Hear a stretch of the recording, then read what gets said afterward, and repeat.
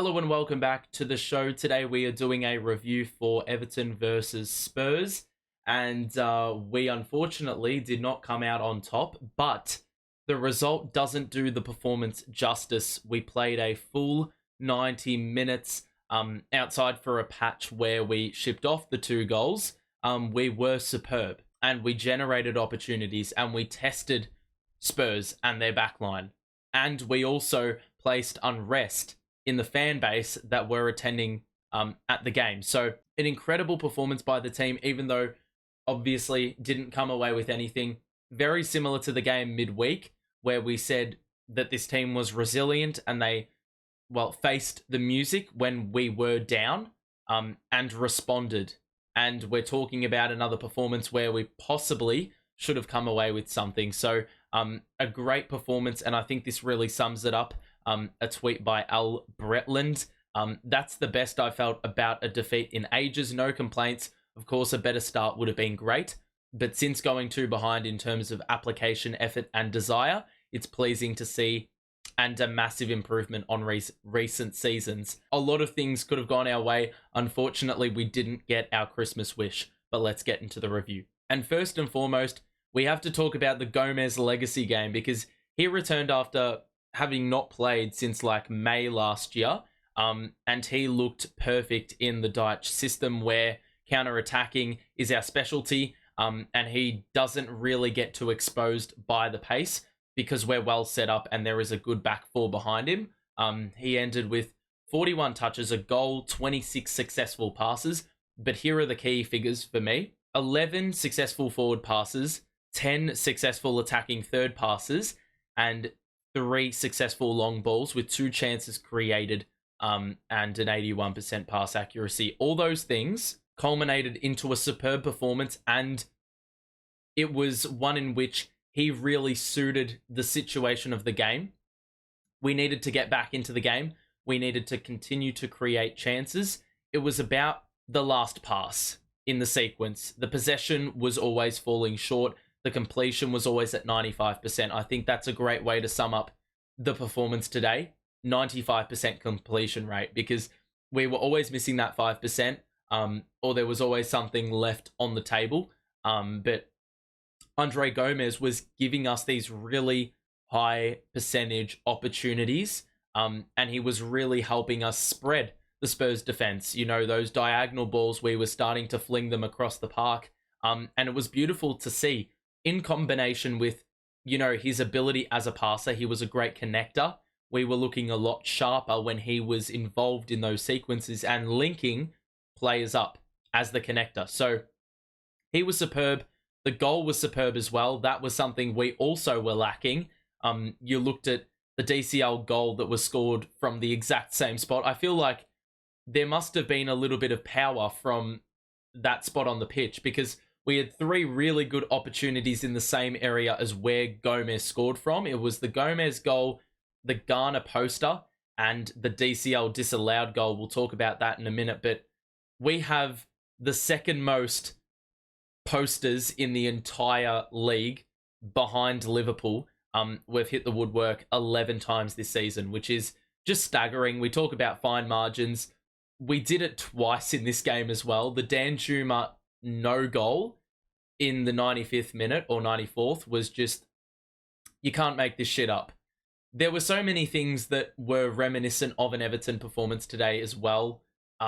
You look at the 2 footballs on the pitch at the same time, basically hijacking one of our attacking progressive plays. There was obviously the disallowed goal, the Onana jumper tug, so many little things that, you know, nuancey details that really contributed heavily to the outcome of this game.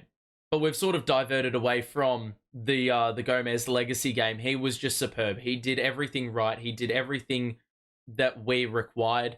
And in a game where things started to open up and we were, you know, starting to find those holes in the Spurs defense, you know, a player like Andre Gomes who could feed these wider players and we could, you know, get into more attacking positions. He was that guy, and he was doing it at a really high volume, even though he only played 2/3 of the match. So he's got to be the player of the game for me. Patterson was also excellent. He was a little bit exposed. We talk about the goals that we conceded. It wasn't necessarily our fault. It was more what Spurs were doing right. And in essence, when we saw what would happen when we were able to spread the Spurs defense in that little 10-minute patch where we looked exposed, that was the same thing. The same dynamic was at play. Spurs were getting into wider positions, much further ahead of the ball, near the corner flags, and everyone, the back four, were forced to roll over.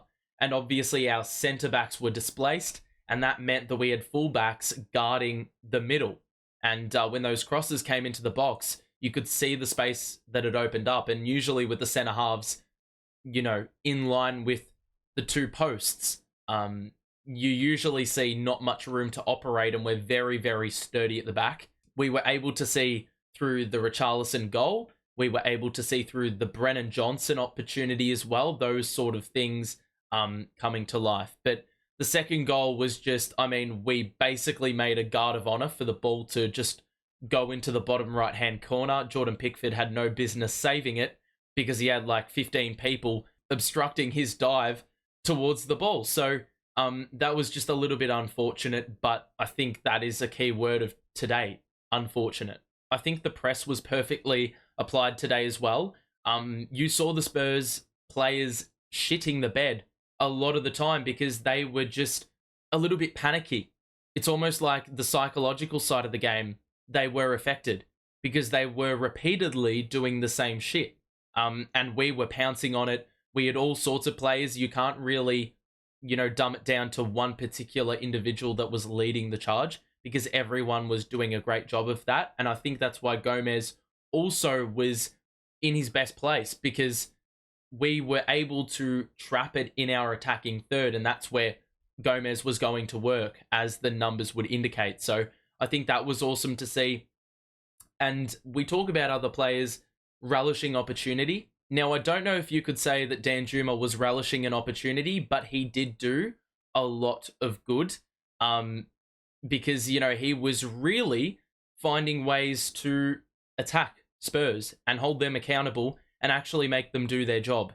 Now, the problem was that mindset of trying to get past Spurs defenders and be direct, that was actually contributing to his demise and his downfall because he was getting a little bit too selfish and holding onto the ball for too long. We had found a fair bit of success in breaking them down with short passing play. Danjuma was completely contradicting all that, and he was just trying to take on everyone by himself. It was like him versus the world when we had two players in the box that are well set up with their stature to be on the end of headers. They did not get one delivery into the box. When both DCL and Beto were on the pitch, there was no delivery into the box. And that's a bit criminal. And Danjuma was getting a lot of possession out wide and was getting into good positions. There are no excuses. He needed to get those deliveries into the box.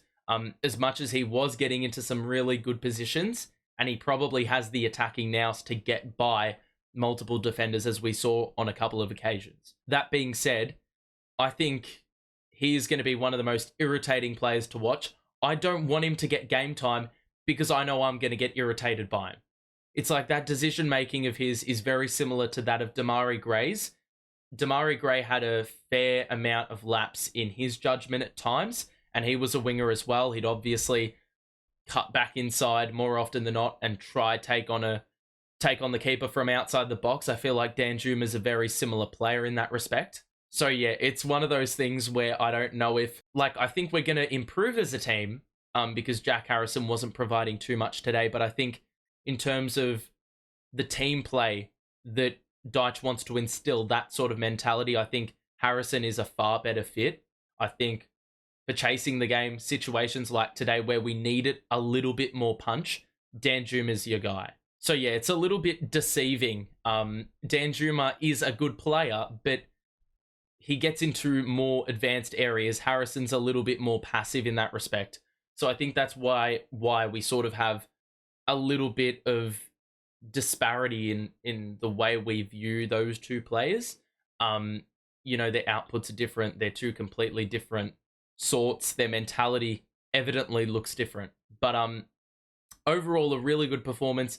Just to quickly touch on the disallowed goal, I just knew immediately the minute they checked the monitor that it was going to be disallowed. But I do side with Deitch in the respect that there were two referees watching the play unfold, one closer than the other. Both of them did not give a whistle and or call the foul, blow the whistle. And as far as I'm concerned, that's marginal. How many players are going to fall over in such an instance? And I think that's what Deitch did say in the post-game presser. He said, that's not enough contact for me to make a mature professional footballer go on the floor. That's where the game has to really be careful. And I think that is a really good point Deitch makes, because Onana was getting his jumper tugged. He could have flopped to the floor. He's probably not getting the whistle because, well, Everton, right? If he makes a meal out of that, there's a higher probability that he's going to get the call, as opposed to someone who doesn't make a meal of it. And that was the case of Amadou Onana. He didn't make a meal of it. He didn't fall to the floor, whereas Emerson Royale did.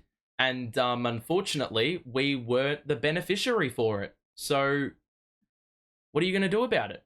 You know, it's one of those things where we just happen to be on the receiving end of all the bad calls.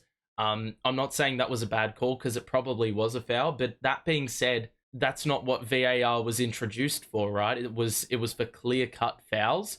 And my take on it is that's pretty soft and marginal. So I don't think that should have been called. Regardless, though, we have to go into the next fixture, well, only extracting positives that are more intangible, and we don't actually have a result to go for it. But I think it's a good sign, yet again, that the mentality of the fan base is, we played a really good game today, we were the better side, we had more opportunities, we should have won the game. A perfect way to sum up this team, Deitch's Everton, as I saw on Twitter, is that we're on the right track. We're on the right track. So, yeah, good things from this team.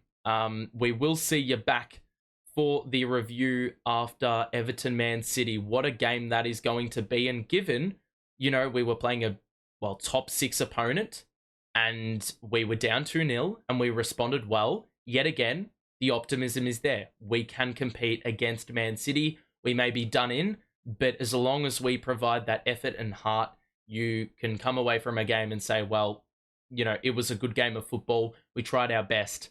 Sometimes class is going to overrule, but we're not there yet. So let's see what those 90 minutes have to offer. We will see you soon. Drop a like and subscribe as well. I hope you have a great Christmas with your families and all. Stay safe.